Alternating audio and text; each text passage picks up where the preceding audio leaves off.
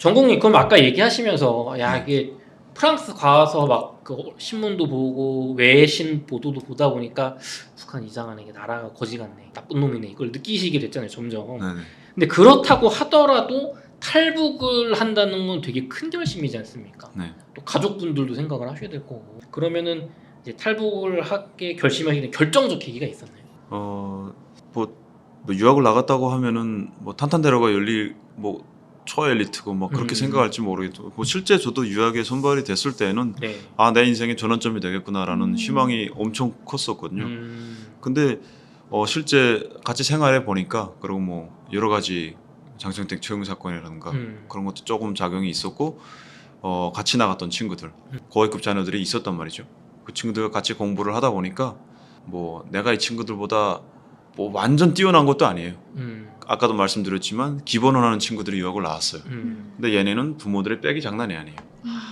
그 보면 들어가면은 내가 얘 밑에서 이러겠구나. 내가 얘한테 잘 보여야겠구나. 아. 그게 그때 벌써 보이기 시작했어요. 같은 학생인데도. 네, 1, 2년 지나갈 때부터. 벌써 왜냐면 같은 유학생인데 물론 뭐 저보다 한두 살 많고 그렇긴 네. 하지만 서열이 느껴져요. 그거 뭐가 누가 누구한테 잘 보이는 게 있어요. 그러니까 저는 또 생겨먹기를 아첨을 잘 못해서 거기서부터 뭐 이렇게 발라맞추질 못했어요. 그러니까 뭐 이렇게 붙고 이러고 못하기 때문에 그냥 뭐 생겨먹은 대로 살아야지 살면서 뭐 유학 나올 때 부모님이 뭐 정말 손가락 하나 힘 보태주신 게 없는 저로서는 아, 들어가면은 뭐 그게 그거겠구나. 아, 별로 달라질 게 없구나. 네, 그게 있었고 또 다른 하나는 부모님이 그만큼 부모님이 저한테 기대가 엄청나셨단 말이에요. 그래서 제가 뭔가 이제 해내야만 해요. 아, 집안을 뭔가 확 일으켜야 되는 거예요. 그렇죠. 아, 근데 사실 또 저는 아까 되게 이제 돌아가봤자 크게 다를 건 없구나. 그냥 국가에서 뭐 이거 하라고 하면 이거 하고 뭐 저기 어디 뭐 지방 뭐 연구소 가서 뭐 덤면 치라고 하면 또 그거 해야 되는 입장이에요. 예. 그러니까 왜냐면 주변 친구들은 부모가 알아서 이미 길을 다 놨을 거란 말이에요. 중앙 정계 뭐 이렇게 의리 그렇죠. 핵심 요직에 실제로 뭐 이미 막 실장하고 있는 사람이 있더라고요, 북한에서. 그러니까 그런 물론 저같이 부모 백이 없는 친구도 있긴 있었어요. 근데 다수는 백이 좋았단 말이에요. 그렇죠. 그런 걸 거기에다가 나는 자신이 없는데 부모님의 기대는 산 같아요. 그래서 그것도 너무 부담스러웠어요, 솔직히. 아, 이거 그러니까 양쪽에 끼운 느낌인 거죠. 출구는 없는데 뒤에서는 부모님이 밀고 계시고. 그러니까 이런 것 때문에 되게 정신적인, 그러니까 심리적인, 정신적인 스트레스가 좀 많이 컸어요. 사실 그게 사실 원인이긴 했죠.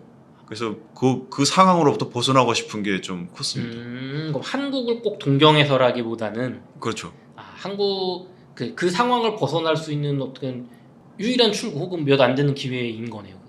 그것을 벗어나고 싶다라는 그 막연한 욕구가 있는데 그걸 실현하는 제가 생각했던 출구는 한국으로 가는 것밖에 없었어요. 유일한 수단이 그거였군요. 왜냐면 이미 한국에 너무 익숙해 있었고 한국 문화를 잘 소비할 만큼 이제 너무 한국화가 됐어요, 이미 그때. 프랑스 가서는 막 훨씬 더 많이 막 드라마, 영화 이런 거 많이 보셨던 거 봐. 원 없이 봤죠. 그냥 다 봤대요, 그냥. 좋은 드라마 나오면 막 그 다음 날 바로바로 챙겨보고. 진짜요? 뭐 지나간 작품 막 유명한 거 있으면 그 밤새 몰아보기도 하고 막 그러다 보니까 저는 그 탈북을 하면서 대한민국 대사관에 그 프랑스에 있는 대한민국 대사관에 들어갔을 때 아, 내가 다른 선택지도 있다는 걸 그때 알았어요. 거기서 이제 그 어떤 분께서 이제 무슨 서명 같은 걸 할 때 대한민국으로 이제 귀화하겠다는 게 확실하냐라고 물어보시더라고요. 근데 그때 말씀의 취지가 대한민국이 맞냐였어요. 그래서 그럼 대한민국이 아니면 어디지? 그럼 다른 나라도 갈 수 있었구나 내가. 망명이면 다른 나라도 망명할 수 있었구나 그때 알았어요. 그래서 저는 그때 한국이 너무 가고 싶었었기 때문에 당연히 네, 저는 대한민국 가고 싶습니다라고 했었고. 근데 그러면서도 쉽게 결심을 못 내렸던 건 당연히 아이러니하게도 부모님 때문이었죠. 가족 때문이었죠. 가족이 저한테 거는 그 커다란 기대, 내가 결코 해결할 수 없는 그 기대 때문에 벗어나고 싶으면서도 사실 부모님 때문에 그 막 쉽게 행동을 못하는 그게 있었어요. 굉장히 고민을 하셨고. 그래서 사실 그것 때문에 학업에도 흥미가 많이 떨어졌고요, 제가. 그때 탈북할 때쯤 돼서는 내가 뭐 이 공부를 왜 하고 있어야 되는지, 이게 나한테 대체 어떤 의미인지 막 그러던 상황에 좀 돌발적으로 탈북을 하게 됐죠. 아. 뭐 탈북하게 된 그 구체적인 내용은 뭐 다른 음. 영상에서 되게 많이 말씀을 드렸기 때문에 그러다가 그냥 갑자기 팍 터진 게 된 것 같습니다. 그러면은 어떻게 보면은 그 프랑스에서 굉장히 한국 드라마나 그 영화라든가 어떤 뭐 뉴스도 있을 거고 매체를 많이 접하셨는데 그런 거를 내가 접하지 않았으면은 그 내 삶을 내가 스스로 개척한다 결정한다는 그런 사고방식까지 조금 부담을 그냥 이겨내고 북한 가서 잘해보자 그렇게 갔을 수도 있을까요? 영향이 있었을까요 그런 게? 당연히 있죠. 아. 왜냐면 한국의 많은 그런 미디어를 보면서 네. 저희는 물론 냉혹하긴 하지만 무한 경쟁의 사회이긴 하지만 본인이 결정해서 본인이 지향하는 쪽으로 갈 수 있는 곳이라는 거는 무의식적인 느낀단 말이에요. 아. 네, 그렇기 때문에 북한은 내가 유학까지 손발이 됐음에도 불구하고 내가 돌아갔을 때 솔직히 뭐 그 정도 스펙이면은 막 희망에 차 있어야 되는데 너무 그때는 힘들었단 말이에요 심리적으로. 그렇기 때문에 네 아마 한국의 이런 뭐 외부 미디어죠. 외부 미디어를 접하지 않았다면은 뭐 그냥 뭐 하란 대로 그러니까 한마디로 국가가 가라놓은 대로 그냥 했겠죠. 아 그럼 어쨌든 그게 그 분명 영향은 있군요 무의식 중에. 엄청난 영향이 엄청난 영향이 있다. 그러니까 다른 세계의 가능성이 이제 열려 있는 거니까. 역시 아까도 잠깐 말씀드렸지만 아까 북한의 사고방식과 세뇌된 상태에서 뭔가 다른 세계가 있다라는 걸 알게 되면 이게 그때는 좀 깨질 수 있는 것 같아요. 좀 깨지죠. 마미니님 같은 경우는 그 탈북하실 때 스토리 들어보니까 막 정말 막 배도 막 보고 막 지난번에 인터뷰 위에 이렇게 카드 보세요. 그 영화 같은 스토리를 찍으셨는데 저 독일에 뭐 난민 캠프도 가시고 네. 정국님은 상대적으로 이렇게 젠틀하게도 탈북을 하신 것 같거든요. 네 맞습니다. 저의 우유부단함 때문에 하루가 지체되긴 했지만 네. 그래도 쉽게 왔죠. 그렇군요. 그러면은 또 이제 재밌는 얘기 해볼게요. 그 한국에 오신 뒤에 북한하고 비교했을 때 두 분이 특히 가장 놀라웠던 좀 충격받은 점 뭐가 있었을까요? 엄청 많은데. 그렇죠. 저 드라마에서 봤던 거 아무것도 아니라는 생각을 했어요. 음. 저는 정말 껍데기만 알고 있었구나라는 생각을 했어요. 아, 그러니까 그게 뭐 한국의 뭐 정치제도 뭐 이걸 이해했다는 게 아니고 한국에 처음에 와서 그러니까 얼마나 발전됐는지 그 발전상 그리고 사람들이 어떻게 사는지 이런 것들은 아무것도 몰랐다는 걸 느꼈어요 처음에. 드라마나 영화로 보는 거는 그게 캐치가 안 되는 거군요. 그건 다 국화됐기 때문에 네. 뭐 현실과는 좀 거리가 있잖아요. 그렇죠. 그렇기 때문에 실제 배우들의 외모, 뭐 스타일 이런 것만 좀 보일 뿐이지. 그렇다고 물론 그 프랑스에 살면서도 뭐 한국의 다큐나 이런 걸 볼 수는 있었겠지만 저는 그 학업을 하는 와중에 이제 그 쉬는 타임에 그 문화생활로서 한류를 접했기 때문에 거기서 뭐 다큐까지 보진 않았단 말이에요. 재밌는 거 읽어보겠죠. 네, 그렇죠. 그러다 한국에 오니까 뭐 흔하게 그냥 출근하는 사람들의 모습, 학교 가는 학생들의 모습도 그냥 좀 다 새로웠어요. 실제 이렇게 사는구나. 그 한국에 와서도 뭐 미국도 가고 네. 캐나다도 가고 외국을 훨씬 많이 다녔단 말이에요 저보다. 네. 프랑스에서도 3년 반 살았었고 그래서 제가 물어봤어요. 그 정도면은 외국 가서 살 생각도 들게 되는 거 아니냐. 왜냐하면 실제로 탈북민들 중에서도 외국에 이민 가신 분들도 있고 하니까. 근데 그렇죠. 본인은 한글이 없는 데서는 못 살겠대요. 그러니까 이제 한글에 대해서도 얘기를 해주는데 그 들어보니까 그런 거예요. 북한에서 알았던 한글은 정말 그 어떤 정치 선전, 프로파간다적인 그런 글이 대부분이었고, 예, 정말 다양함이 거의 사라지다시피 한. 근데 와서 한글에 그걸 이야기를 하는데, 그렇지, 약간 그런 쪽으로도 많이 놀랍기도 하고.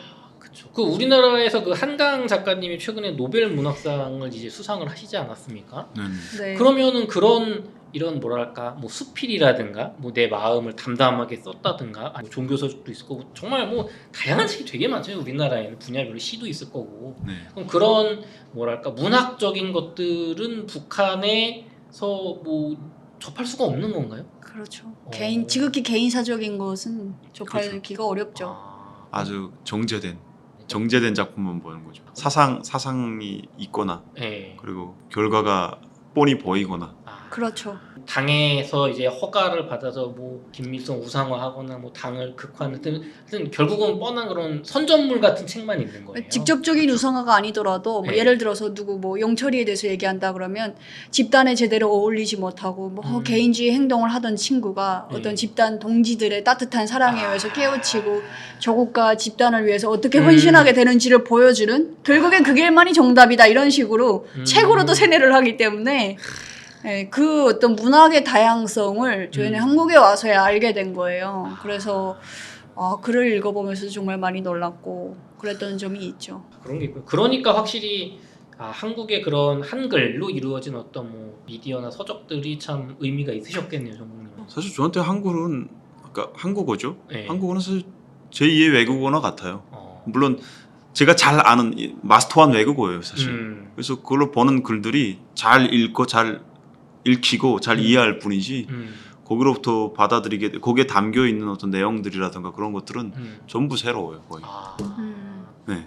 내가 잘 읽고 이렇게 어쨌든 그 원어민 나만 한국에서 태어난 그 느낌을 그냥 나는 당연한 게 그 전국님한테는 이게 이런 느낌이 들어간 이게 다르다는 거네요. 그러니까 막 북한에서 그 세종대왕 그 훈민정음 똑같은 건데 그걸로 예를 들어 초등학교 1학년 교과서 정도의 문장만 계속 사용했는데 한국에 오니까 갑자기 막 고대 대하 소설이랑 무슨 뭐 대학 논문을 접하는 것 같은 거예요. 그 한글의 그 사용 범위라고 해야 될까? 약간 그런 느낌이에요. 그러니까 그 거대함, 그 황홀함을 이제 딱 마주하니까 그냥 와 이렇게 한글이 좋구나라는 걸 느꼈죠. 진짜 아까 얘기해도 되나요? 네.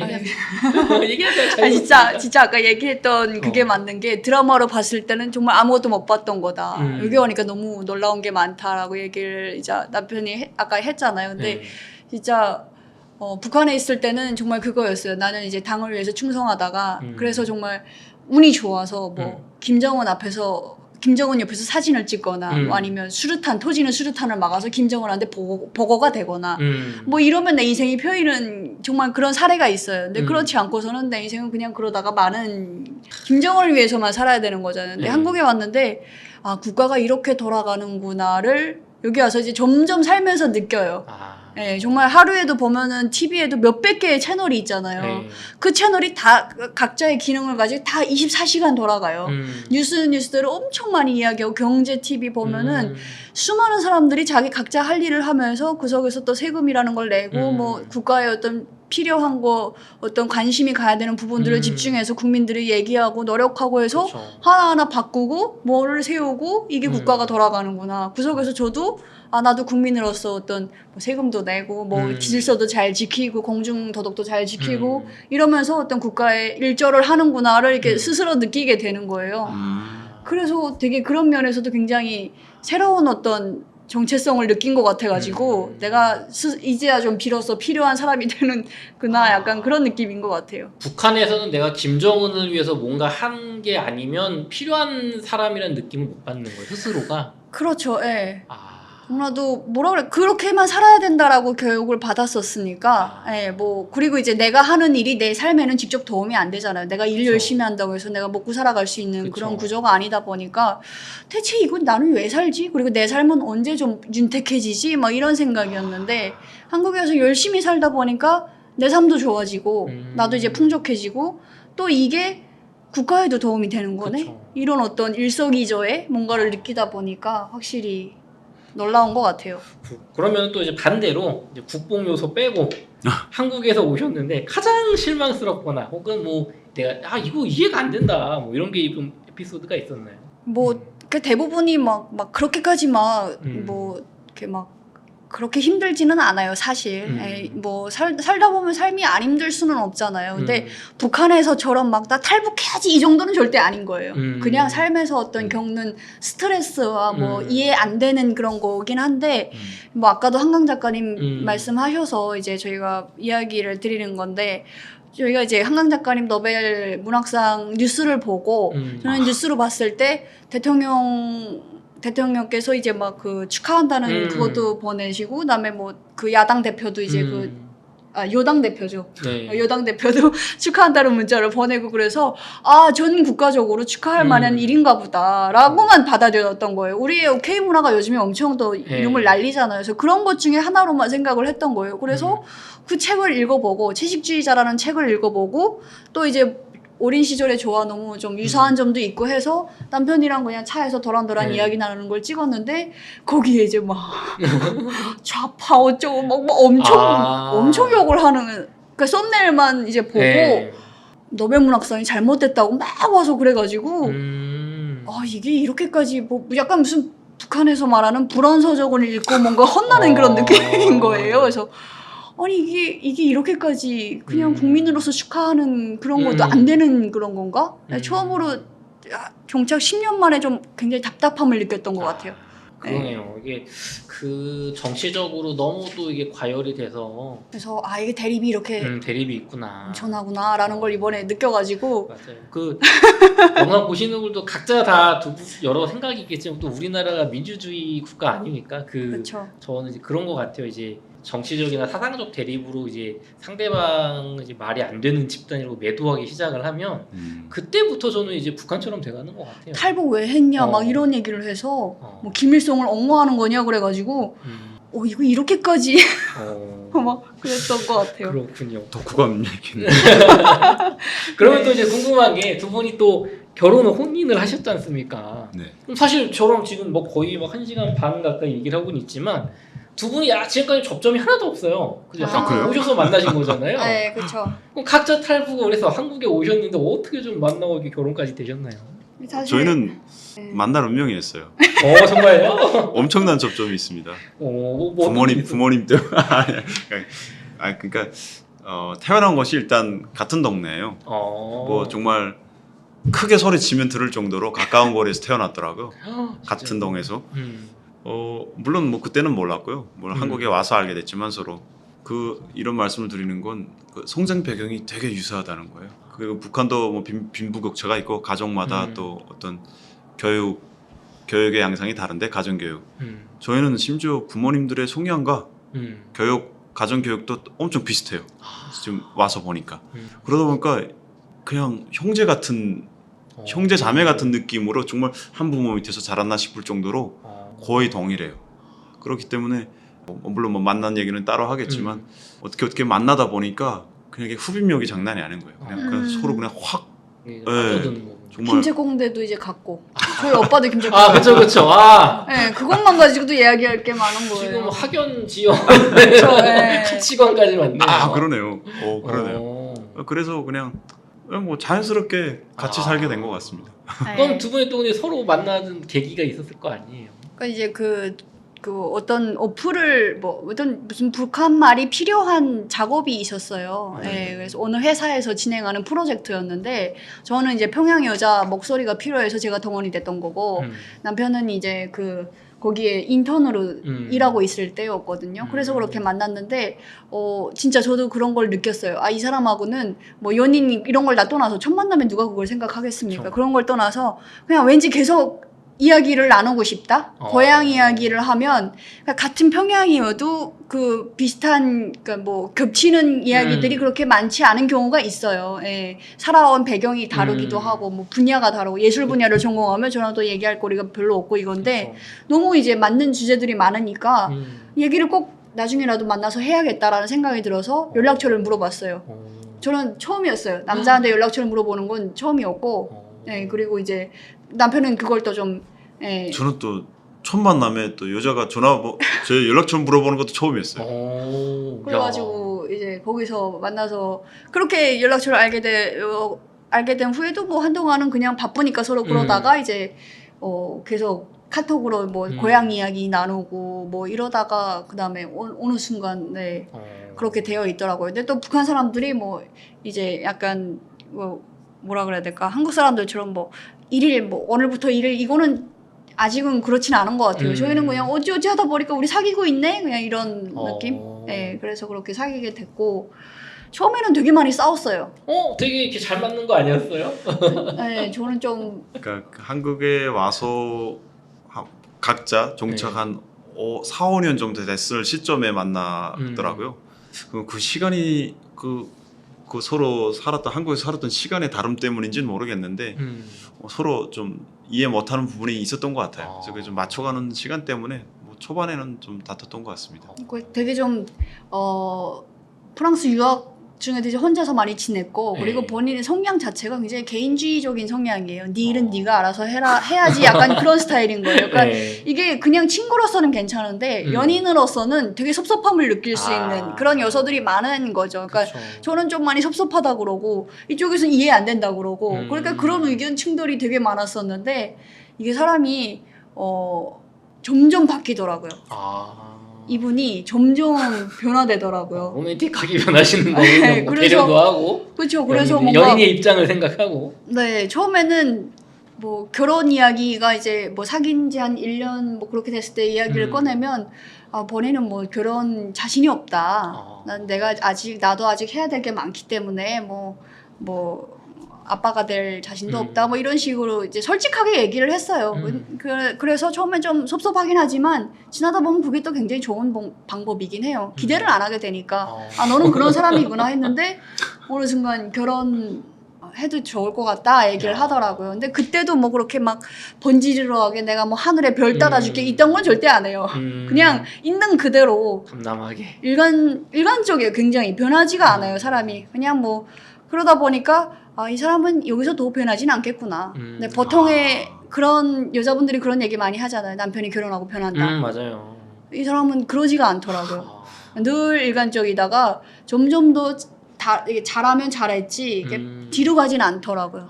그래서 그래서 굉장한 이제 장점이 있네요. 진짜 굉장한 장점인 것 같아요. 그래서 뭔가 저점일 때 만난 거예요. 어떤 남자를 만나야 되냐라고 물어보면 네. 그냥 거짓말하지 않고 변하지 않는 남자면 된다라는 말씀을 드리고 싶어요. 뭔가 거짓말 많이 하는데.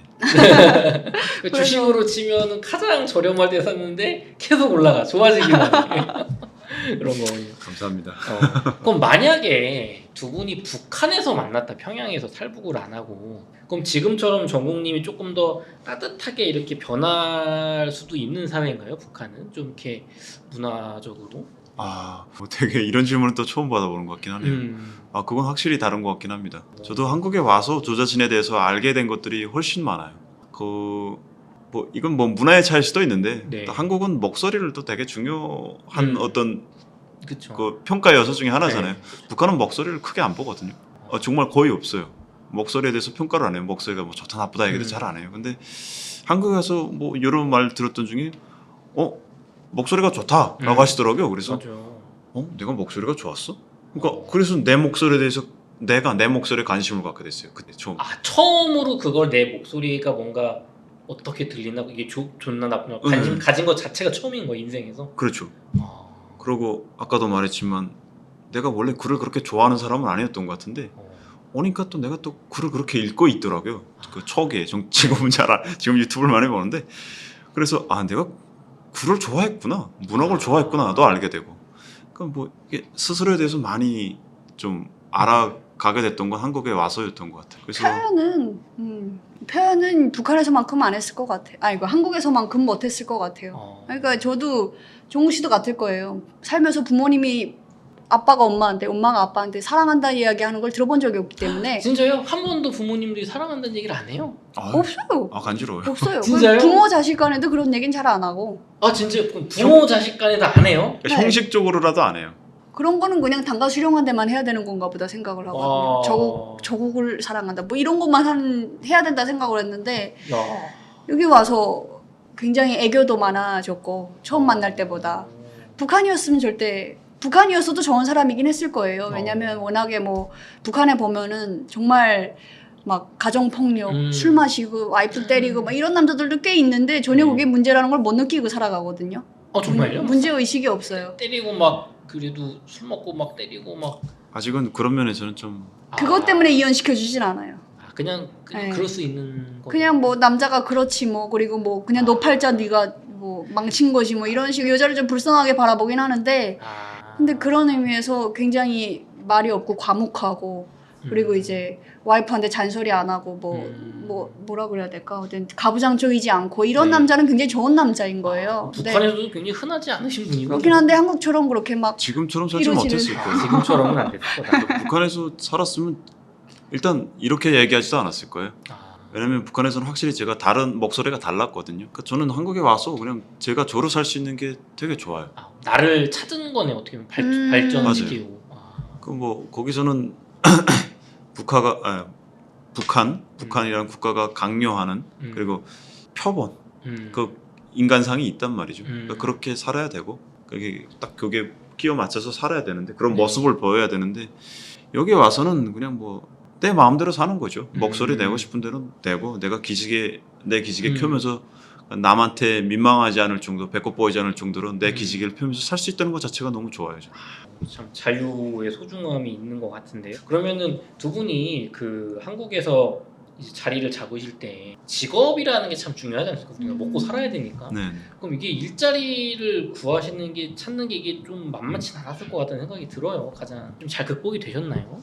아직 극복 중인 것 같습니다. 뭐 제가 여기에 와서 초반에 자유를 너무 느리다, 뭐 만끼겠다고 해야 되나? 네. 하다 보니까 앞날을 너무 안 생각하고 좀 많이 놀았어요 처음에. 그러다 보니까 초반에 어떤 직업을 잡는 데 있어서 그 시행착오가 있었던 것 같고 그 이후에 그래도 뭔가 목표를 세우고 하는 중에 있고 지금 그 부분에 있어서는 완벽하게 해결한 것 같지는 않습니다. 그 목표를 직업적인 목표는 아직 달성한 상태는 아니다. 찾아가는 과정이. 너무 이게 또 선택의 폭이 기회가 넓어지니까 네. 뭐 한국에서 솔직히 불가능도 있지만 그래도 북한에 비해서는 정말 많은 걸 할 수 있는 거잖아요. 네. 이제 탈북민 중에서 변호사도 나오고 뭐 다 전문직도 뭐 어떤 출신 성분에 상관없이 내가 시험만 합격하면 되는 거잖아요. 그렇죠. 북한이었으면 출신 성분 때문에 정말 수백 가지를 못하고 한두 가지만 할 수 있었을 텐데 그러다 보니까 오히려 더 약간 결정하는 게 너무 어려워지는. 그러니까 저도 그런 거예요. 이것도 하고 싶고 저것도 하고 싶고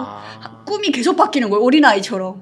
네, 한국에 처음 왔을 때 뭐도 해보고 싶고 그래서 그건 맞아요. 네, 그러다 보니까 그래서 작년에도 뭔가 자영업을 해서 사장으로 한번 성공해보고 싶어서 도전했다가 안 돼가지고 또 지금 또 다른 직업을 그럼 내가 뭘 할 수 있을까를 계속 평생 직업을 뭘 갖고 가져갈 수 있을까를 계속 고민 중인데 그 와중에 가장 오래 하고 있는 건 이 지금 말하는 직업인 거예요. 그래서 이게 또 나한테 잘 맞지 않나 싶으면서도 나중에 뭐 한국에서는 보통 또 다 투잡 이렇게 다 살아가시니까 또 하나의 뭔가를 해서 같이 병행할 수 있는 일이 있지 않을까를 계속 고민 중이고 필요한 자격증을 계속 알아보고 있긴 하거든요. 그래서 뭐 그럼에도 불구하고 또 그런 마음도 있지만 또 한쪽으로는 엄마로 살아가고 싶은 마음도 너무 커요. 네, 그래서 철저히 가정에 충실해서 막 그렇게 살아가고 싶은 마음이 너무 제 개인적으로 굴뚝 같다 보니까 그런 생활도 하면서 내 일도 잡을 수 있는 커리어도 살릴 수 있는 그런 일을 하게 될 것 같아요 앞으로도. 그렇군요. 야, 두 분이 참 깊은 고민을 하시는데 북한이었으면은 그냥 저희 발령 가서 카드나 치고 금 캐고 그쵸. 남인이님 어디 좀 오히려 정신 건강에 요리하고 있고 뭐 그러면서 좋을지도 몰라요, 그쪽이. 뭐 걱정 그런 없이 살고. 그러니까 그 변명이 있잖아요. 어차피 여기서는 안 된다라는 그 어쩔 수 없는 변명이 있는데 여기는 뭐 내가 선택해서 내가 못했으면 내 책임이기 때문에 좀 그런 부분에서 고민이 크죠. 참 멋지게 사시는 그 청춘 남녀이신 것 같습니다. 끝으로 저희 웅달 책방 시청자분들을 위한 한 말씀 돌아가시면서. 네.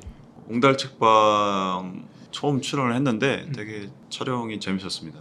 진행해 주시는 분께서도 질문을 되게 잘해 주셨던 것 같아요. 다른 데서 받아보지 못했던 질문도 있었고 정말 마음에 있는 얘기를 많이 하고 가는 것 같습니다. 시청자분들께서 어떻게 보실지는 모르겠지만 저는 한국에 와서 나로서 자유롭게 사는 게 너무 행복하고 그리고 제가 좀 뭐 북한 사람으로서는 나름 되게 럭키하게 산 것 같아요. 뭐 유학도 가고 고생 별로 안 하고 여기까지 왔는데 이러한 북한 그 평양 사람도 있다. 저 같은 친구들이 평양에 많습니다. 네. 뭐 제가 엘리트라고 하는데 사실 엘리트는 아니고요. 학급에서 학교도 아니고 대학도 아니고 우리 학급에서도 한 3, 4위 정도 했던 것 같아요. 그만큼 뛰어난 친구들과 그 사고력을 가진 친구들이 많은데 다만 그 정보의 통제나 그런 것 때문에 사고의 전환이 필요한 그 그걸 못해서 그냥 그렇게 살고 있는 친구들이 많다는 좀 시청자분들께서 판단을 해주시면. 저는 지금 두 번째 네. 또 불러주셔서 너무 감사드리고 진짜 뭐 아까도 말씀하셨지만 와서 힘든 뭐 이건 좀 불만이었던 좀 뭐 이야기하려고 하셨는데 딱히 막 그렇게 막 이것 때문에 죽을 것 같다라는 점은 진짜 없어요. 그리고 점점 가면서 저는 더 뭔가 행복을 느끼고 있고 남편한테도 요즘에는 계속 행복하다라는 얘기를 정말 많이 하거든요. 그래서 어찌 보면은 정말 북한이라는 내가 선택하지 않았지만 거기서 이제 태어나서 환경을 바꾸고 어떤 제도를 바꾸고 제 정체성까지 바꾸게 되는 그런 일반 사람들은 겪지 않는 그런 과정인 거잖아요. 그럼에도 불구하고 또 와서 이렇게 살다 보니까 물질적으로 그렇게 대단한 걸 이루지 않았음에도 불구하고 뭐 그렇다고 내가 직업적으로 막 그렇게 뭐 뭐라 그럴까 화려한 그런 직업을 가지지 않았음에도 불구하고 행복은 충분히 느끼는 것 같아요. 그래서 각자가 느끼는 행복이 있지 않나. 시청자분들도 이제 보시면서 아 북한에서 원해도 저렇게 행복하게 사는데 막말로 말해서 네, 그렇게 생각하시면서 보다 더 따뜻하고 좋은 그런 즐거운 하루를 보내시면 좋지 않을까라는 말씀을 드리게 됩니다. 뭐 명언이죠. 네. 네, 좋습니다. 다음번에 또 남인이님, 김정국님 또 어떤 변화가 있거나 또 북한 이슈 있을 때 또 모셔서 재밌는 얘기 많이 들어보도록 하겠습니다. 남인이님, 김정국님 수고 많으셨습니다. 수고하셨습니다. 감사합니다.